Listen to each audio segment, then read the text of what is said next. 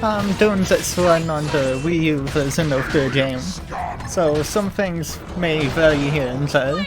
Most of the story missions require Fox, Lynn and Elma in the party, so for this run I'll be moving both Fox and Lynn's equipment, relying solely on Elma to carry the squad. Chapters 1 through 3 are fairly straightforward and easy since the default gear is still pretty good for them.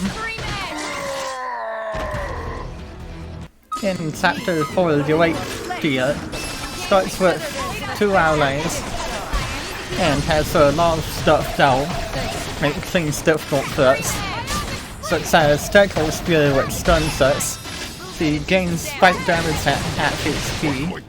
She has a whole bunch of strong electric type attacks, and we've got fairly limited healing options, especially when your allies die quickly. Yeah, it's pretty hard to find electric resist gear that's early on.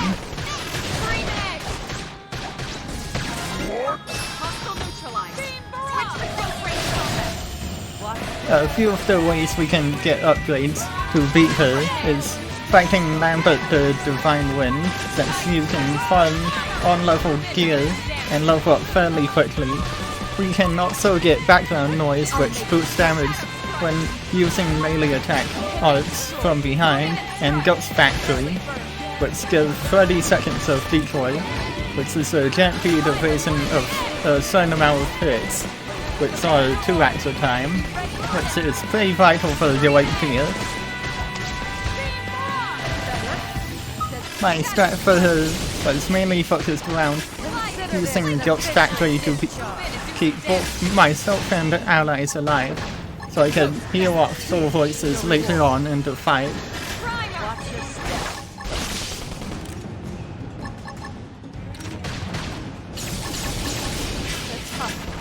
Touch me up! I can't move! Ha! Electric surge! Move in and do some damage! Want another jolt? Shadow strike! Watch your step! Violent retreat! And I believe Chapter 6 is the Gumova squad, which attack far too quickly for the Ghost Factory and are quite the nuisance as a squad. You'll have to bust them down with Scream Edge and further upgraded background noise. It's going both Silvalum and Calderas to give plenty of PP to upgrade them.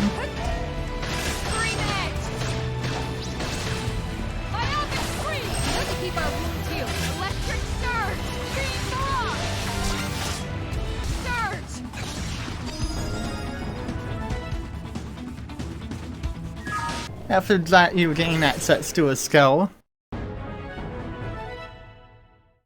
In Chapter 7, the Mount, though, is pretty straightforward if you went to with a full TP bar and a defensive skill.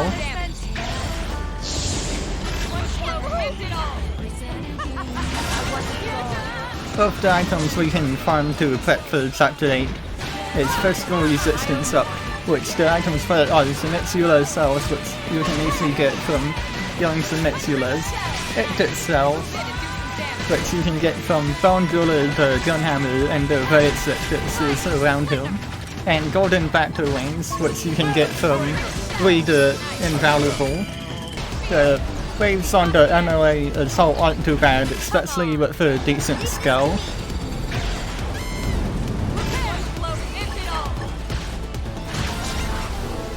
And Dodgen and Grease are the same way as well.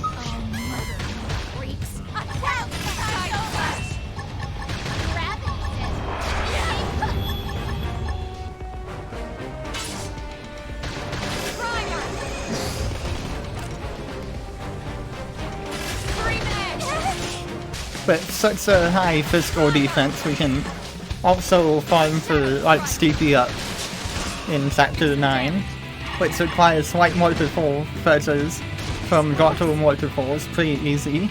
Ornate Insignia claws from Dreyfus the Tartarian, and the various insignias around that and blue fungi from the turquoise arena tag in Sylvalum.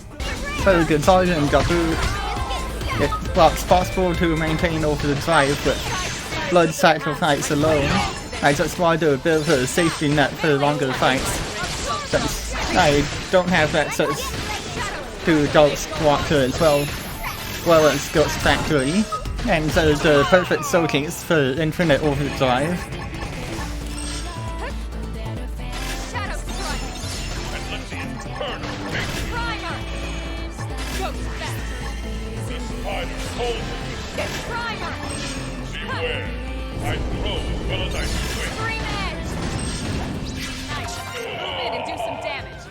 The flight module later in the chapter requires you to only control cross, so it's a little annoying for this one, but doesn't count since you don't have access to Elma. In chapter 10, Zoopharg is quite an annoying fight to plan around, since I needed to buy heavier being resistant armor, since there's way too many attacks coming in from the ads to survive with such Ghost Factory. In phase 1 you'll have to lure Zoopharg to the back edge of the arena, else you won't be able to hit with grounded attacks.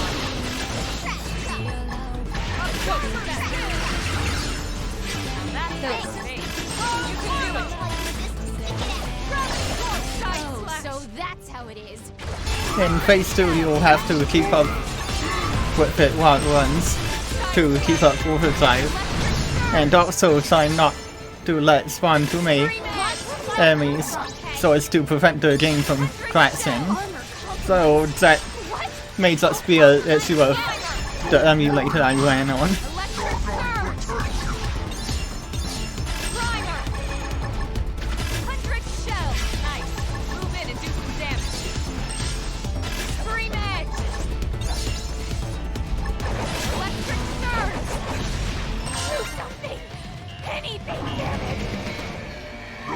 Now it's the prep for the final chapters. First up, EXP boost, which has golden jewels from Jewel Saltats and giant blade pearls from Awakened Lighters.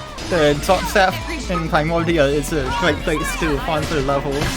Levels themselves aren't too important in this game, but it's great for buying high quality armor.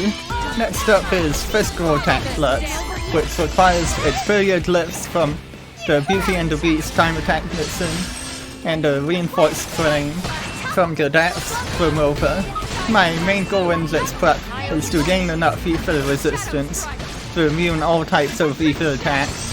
First up is to farm ether resistance gear from the turquoise arena tech, where we got the blue fungi before, as well as gaining the augment for it, which requires opaque mares from Hunter's Rexes, red Saudi hoods from Sante the Insect Maiden, and gold Seto membranes from the Lunar Seto, which is quite annoying to farm.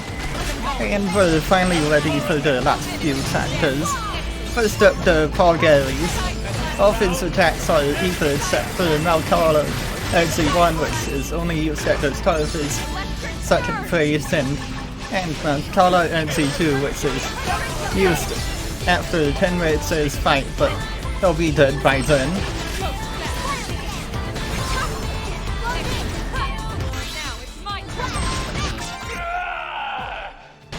Next is the Vita. There's a couple of attacks we can get hit by, but only threatening ones are Terminal Break, Terminal Meteor, and Clutching Punch. So the main gimmick of the fight is the brilliant Saturles. He summons with the shield one, granting the boss invincibility until you defeat it.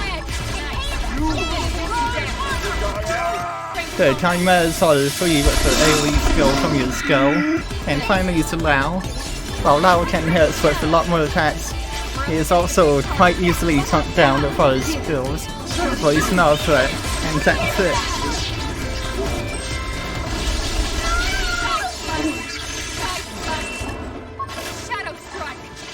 You can see the full run in the playlist in the description.